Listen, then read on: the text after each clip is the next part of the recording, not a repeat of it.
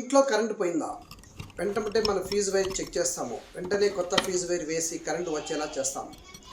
కానీ అబ్బబ్బా ఎంత ఎంత పని అయిపోయిందని అనుకుంటున్నారా?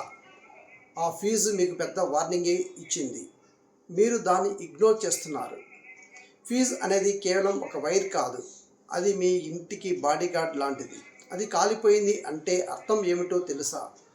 మీ ఇంట్లో ఎక్కడో షార్ట్ సర్క్యూట్ జరుగుతుంది, లేదా మీ ఇంటిలో ఎక్కడో ఏదో ఒక రూమ్లో ఓవర్లోడ్ పడుతుంది అని అర్థం.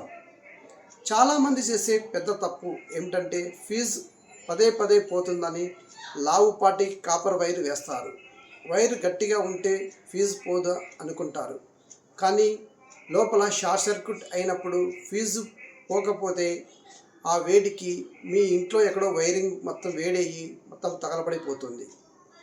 కాబట్టి ఇలాంటి చిన్న అశ్రద్ధ వల్ల మీ ఇల్లు కాలిపోయిన ఇన్సిడెంట్స్ చాలా చూశాను. అందుకే ఫీజు పోతే ఎందుకు పోయిందో ఎలక్ట్రీషియన్తో చెక్ చేయించండి, లేదా ఫీజు క్యారియర్ బదులు మీరు ఎంసీబీలు వాడండి. అది వెంటనే ట్రిప్ అవుతుంది.